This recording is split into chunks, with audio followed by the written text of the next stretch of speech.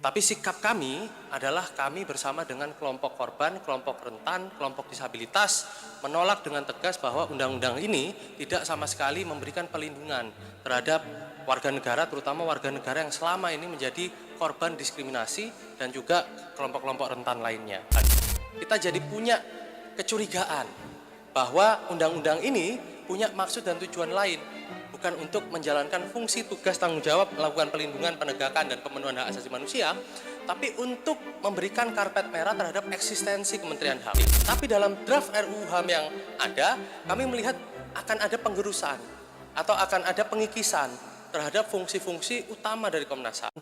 Terima kasih kawan-kawan jurnalis dan kawan-kawan yang sudah menjadi narasumber atau pemantik atau perwakilan dari masyarakat sipil yang dalam hari ini itu sebenarnya kita ada dalam satu kesempatan untuk melakukan penolakan terhadap draft yang muncul ya.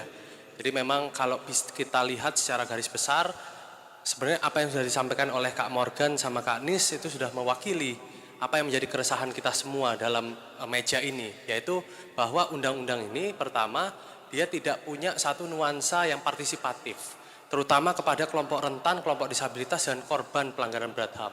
Sehingga menurut saya siaran pers kita sudah selesai ketika Kak Nis dan Kak Morgan sudah menyatakan sikap. Yang saya lakukan, Bang Boy dan juga teman-teman LSM pendamping adalah untuk memberikan sedikit catatan kritis yang berkaitan dengan apa saja yang menjadi permasalahan atau problema dari rancangan ini atau draft ini gitu ya. Tapi sikap kami adalah kami bersama dengan kelompok korban, kelompok rentan, kelompok disabilitas menolak dengan tegas bahwa undang-undang ini tidak sama sekali memberikan perlindungan terhadap warga negara, terutama warga negara yang selama ini menjadi korban diskriminasi dan juga kelompok-kelompok rentan lainnya, termasuk kelompok perempuan. Nah, kawan-kawan, sedikit mungkin saya mengulas soal kelembagaan. Tadi udah disinggung sama Zainal bahwa dalam rezim yang punya ketidakberpihakan terhadap isu hak asasi manusia, mungkin teman-teman ingat kalau misalnya bongkar-bongkar lagi draft atau catatan ketika masa pemilu gitu ya, Astacita 8 janji perubahan, di sana tidak ada satupun kalimat eksplisit yang membicarakan soal perlindungan hak asasi manusia. Nah, dalam situasi ini ilustrasi Pak Zainal jadi logis. Dalam situasi politik yang tidak memberikan keberpihakan terhadap isu hak asasi manusia, bagaimana kita bisa percaya terhadap semua kebijakan atau semua perubahan kebijakan atau peraturan perundang-undangan yang akan dipakai untuk melakukan tanggung jawab negara dalam fungsi pemenuhan, penghormatan, pelindungan, penegakan, dan pemajuan hak asasi manusia. Nah, dalam situasi ini politik hukumnya jelas, ada maksud dan tujuan apa. Dalam situasi-situasi seperti ini tidak adanya berpihakan terhadap isu HAM sebagai landasan politik nasional, dan seketika gitu ya ada rencana untuk melakukan perubahan atau bahasa Mas Boy adalah pergantian terhadap undang-undang HAM, karena bukan revisi, ini pergantian terhadap norma yang paling dasar dalam fungsi atau tugas negara, tanggung jawab negara dalam melakukan perlindungan hak asasi manusia. Sebenarnya yang dikenal di luar itu cuma ada 3 ya, to protect, to fulfill, to promote. Tapi di Indonesia ditambahin Pak, ditambahin Bapak-Bapak Ibu-Ibu, jadi P5. P5 tadi termasuk kemajuan dan penegakan. Nah, yang saya mau bilang adalah dalam situasi seperti ini sulit percaya. Apalagi kalau teman-teman kemarin melihat berita dalam 1 minggu terakhir. Sejumlah upaya untuk melakukan roadshow atau sosialisasi undang-undang ini di sejumlah universitas itu ditolak oleh kawan-kawan sivitas akademika atau semua unsur akademis yang ada di beberapa tempat-tempat roadshow undang-undang HAM ini. Saya sebut ya, Salatiga, di Surabaya, di Malang, terbaru kemarin di Universitas Mula Warman, Kalimantan Timur, di mana kemudian ada satu narasi yang cukup naik gitu ya, bahwa yang datang adalah pengkhianat reformasi atau pengkhianat keluarga korban penculikan penghilangan orang secara paksa, yaitu wakil menterinya. Nah, dalam situasi ini kita agak punya keraguan, kita jadi punya kecurigaan bahwa undang-undang ini punya maksud dan tujuan lain, bukan untuk menjalankan fungsi tugas tanggung jawab melakukan perlindungan, penegakan, dan pemenuhan hak asasi manusia, tapi untuk memberikan karpet merah terhadap eksistensi Kementerian HAM. Nah, saya coba kasih contoh. Di pasal 1 angka 15 dan 16, teman-teman bisa baca di draftnya, itu sudah tersirkulasi, bahwa di situ dijelaskan bahwa semua fungsi pengawasan, penegakan, perlindungan, pemenuhan, penyuluhan, penyelidikan-penyidikan gitu ya, itu berada di bawah tanggung jawab Menteri Hak Asasi Manusia. Nah, kalau kita kilas balik lagi ke belakang gitu ya, politik hukum nasional yang kemudian di Indonesia gitu ya, cuma ada 2 kabinet yang punya Kementerian Hak Asasi Manusia. Kabinet Persatuan Nasional itu zamannya Pak Gus Dur 2002, di mana waktu itu Menteri HAM-nya adalah Hasbullah Saad, dan Kementerian HAM eranya Prabowo Subianto dan Gibran Rakabuming Raka. Dengan Menteri HAM yang bahasa guyonan kami ya di sini, kita lebih sibuk untuk mencari kalimat yang provokatif dan kontroversial dibanding prestasinya. Jadi kita agak susah mencari kinerjanya atau prestasinya.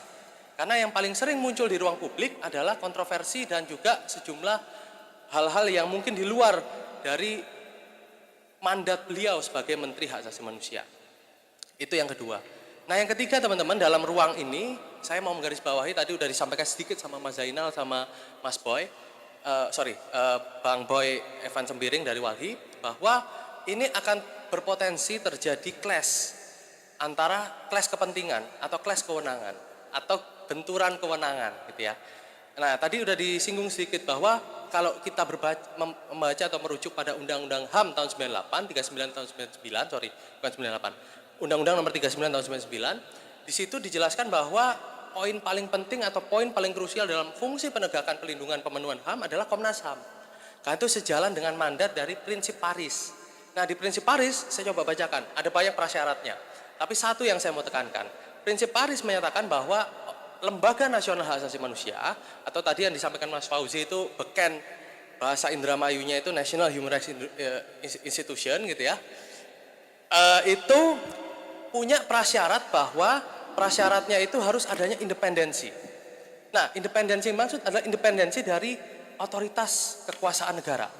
Nah, bagaimana ceritanya Undang-Undang HAM ini mau menempatkan Kementerian Hak Asasi Manusia sebagai operator atau sebagai overseer terhadap kerja-kerja pelindungan, pemenuhan dan atau tanggung jawab hak asasi manusia negara. Karena sejatinya fungsi Lembaga Nasional Hak Asasi Manusia yang independen itu harus keluar atau harus di luar dari organ atau lembaga negara yang resmi secara politik nasional gitu ya. Sehingga keberadaan Komnas HAM dalam situasi hari ini itu sangat penting. Tapi dalam draft RUU HAM yang ada, kami melihat akan ada penggerusan atau akan ada pengikisan terhadap fungsi-fungsi utama dari Komnas HAM.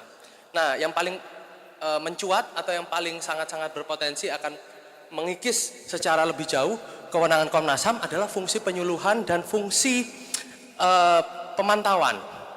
Di mana fungsi penyuluhan pemantauan ini sebenarnya sangat krusial, di mana Komnas HAM sebagai lembaga nasional independen soal hak asasi manusia punya ruang untuk melakukan proses-proses dalam menghalau maupun menindak tindakan-tindakan pelanggaran hak asasi manusia. Itu poin saya ketiga. Poin saya keempat, kelima, keenam, yang terakhir. Pertama, kami melihat relasi konteks clash atau benturan kewenangan ini punya dampak. Siapa yang terdampak? Yang terdampak adalah korban pelanggaran berat hak asasi manusia. Yang terdampak adalah warga negara, terutama warga negara yang selama ini menjadi korban diskriminasi, teman-teman disabilitas, teman-teman perempuan, lalu kawan-kawan masyarakat adat gitu ya, pejuang lingkungan dan lain sebagainya. Yang terdampak. Kenapa? Karena dalam konteks ini yang dilibatkan dalam proses diskusi, tadi Bang Boy sudah menjelaskan, adalah LSM pendamping. Saya tidak melihat, tadi udah dijelaskan juga sama Kak Morgan sama Kak Nis gitu ya, bahwa kelompok korban disabilitas bahkan tidak ada ruang partisipasi sama sekali. Saya kemarin ngecek juga sama beberapa korban pelanggaran berat hak asasi manusia di era Orde Baru. Beberapa mengaku tidak diajak, sejumlah lainnya diajak. Berarti kan ada diskriminasi dalam hal ini, ada tebang pilih dalam proses penentuan siapa yang layak diajak, siapa yang bisa diajak untuk dalam tanda kutip berdiskusi perihal penyusunan rancangan undang-undang HAM yang baru ini. Nah, dalam ruang ini saya mau menekankan kembali bahwa meaningful participation atau partisipasi bermakna tidak berhenti pada hanya level memberikan ruang, tapi juga bagaimana semua lapisan kelompok yang terdampak, artinya warga negara, karena ini ngomongin undang-undang HAM, itu juga harus mendapatkan platform atau medium untuk menyampaikan aspirasi dan mendorong supaya undang-undang ini punya keberpihakan terhadap situasi hari ini. Nah, yang terakhir, barangkali teman-teman saya mau coba mensimulasikan seperti ini. Dalam ruang penyelenggaraan tata kelola negara gitu ya, kita bisa baca bahwa dalam Undang-Undang HAM, ini bahasa singkatnya ya, ini adalah undang-undang yang akan melegitimasi Kementerian HAM. That's it. Jadi kita berbicara soal proses formalnya, bahwa dengan Undang-Undang HAM apabila nanti disahkan, kita akan melihat bahwa Kementerian Hak Asasi Manusia akan menjadi kementerian permanen tanpa ada ruang. Yang jadi pertanyaan, yang menjadi pertanyaan adalah apakah Kementerian HAM akan sejalan dengan tugas dan juga tanggung jawab dari Lembaga Nasional Independen Hak Asasi Manusia? Saya sanksi. Kenapa? Karena selama rezim politiknya tidak berpihak pada isu hak asasi manusia, balik lagi poin pembuka saya, maka akan ada manipulasi, ada pengkerdilan terhadap definisi apa itu hak asasi manusia dan bagaimana cara melakukan pelindungan terhadap hak asasi manusia.